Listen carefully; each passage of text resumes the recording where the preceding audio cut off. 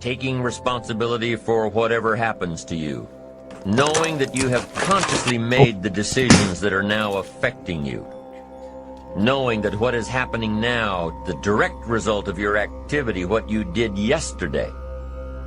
Self-reliance is basically counting on yourself, trusting yourself, being confident with yourself, being responsible to yourself, trusting the conclusions that you have developed from your study of experiences and philosophies, learning from the mistakes that you have made, being self-reliant.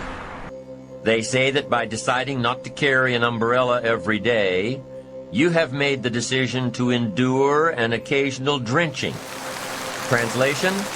By not being prepared, you make the choice of getting caught in some of life's unpleasant circumstances. Failures, economic losses, professional losses, personal losses. By not being prepared, it's your choice. By being prepared, you increase your chances of success, of seizing opportunities when they come your way, of being ready within yourself to take advantage of once-in-a-lifetime situations. Some people tend to blame others for their mistakes. Now, you can't control what others around you do, but it's in your own best self-interest that you stay on top of things, especially if it's going to affect your future. Be responsible for the things that affect you. You can make sure you're more responsible by checking in with those people who are working with you. You can be more responsible by saying, "Hey, John, how are you doing with your part? Do you need some help?" Now, if John consistently doesn't handle his part, you've got to replace John. Or what? It will negatively affect you. You can't wake up in the morning hoping and wishing that John has done his part. You've got to be responsible because it's going to affect your career too. And I used to say something like, "I sure hope things will change for the better." Then here's what I found out. They're not going to change. When you change, when you get better, it'll get better. Don't put it on someone else. Hope that someone else will change it for you. Take responsibility for yourself. You can't change the circumstances or the seasons or the wind, but you can change your reading habits. Burn the midnight oil, turn yourself around. That you've got charge of. That you have control of. And if you don't, that's your fault. You've got to take personal responsibility. You've got to be self-reliant. You. Nobody else can change your life, pave a golden road for you. But you can. It's up to you. Be responsible for yourself. Learn to reap the harvest without complaint. And here's where it comes from, taking full responsibility. For everything you do, be responsible to yourself. Whatever your paycheck is, take full responsibility. You say, "Well, it's my employer." No, it's not your employer. You can become twice as valuable, 3 times as valuable, doing everything in your power to stay on track.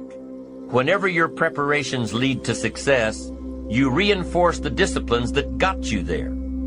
If what you're doing is working, keep doing it. If what you're doing isn't working, change it. When you are doing all that you can possibly do and are successful at reaching your expectations, keep doing it. Psychologists call this positive reinforcement. That's how we train our dogs. That's how we teach our kids. By positive reinforcement. When you bring a brand new puppy home and try to teach him not to mess in the house, what do? You reward him for going outside or scratching at the door. When you're trying to get your older kids to crack the books and study, what do? You reward them when they get good grades. You teach them that the skills they are developing now will have great positive effects on their lives later.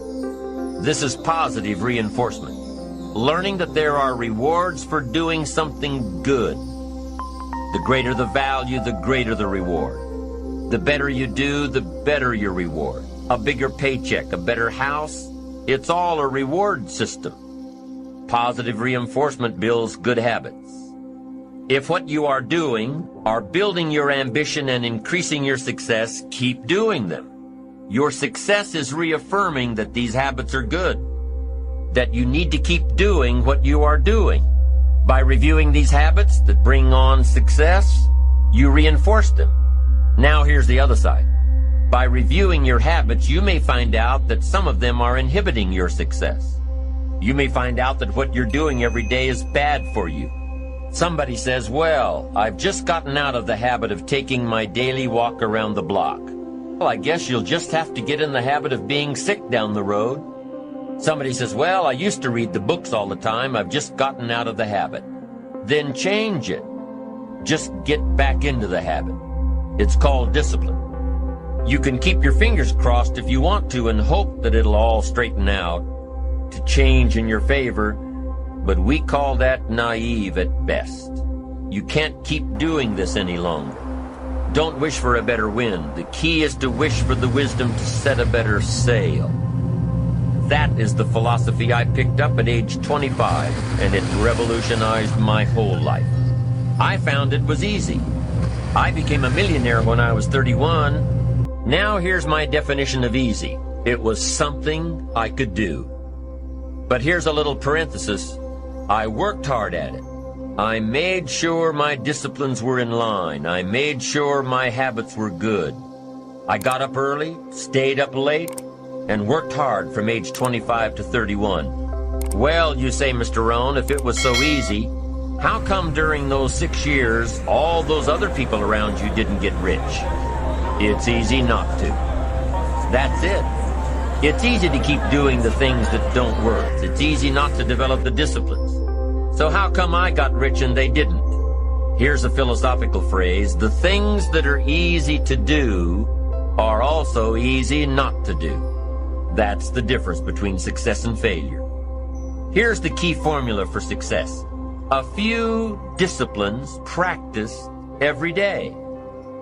What should you spend your time doing? Don't waste your time on things that aren't going to matter. But a few simple disciplines can change your whole economic future.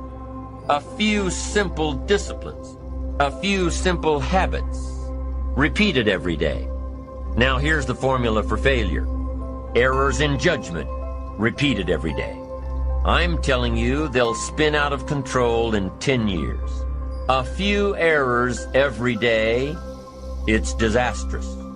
Now here's why it's easy to repeat an error in judgment. Because failure doesn't fall at the end of the first day, or the first week, or the first month. It's easy to get faked out. If disaster fell on us at the end of the first week, we'd change our philosophy. But it's so subtle. They're so subtle. They get you a little off course. You keep drifting off course, and all of a sudden you're caught. So you've got the choice right now of one of two easies. Easy to do or easy not to do. I can give you in one sentence how I got rich by the time I was 31. I did not neglect to do the easy things I could do for 6 years. That's the key. I found something easy I could do that led to fortune, and I did not neglect to do it.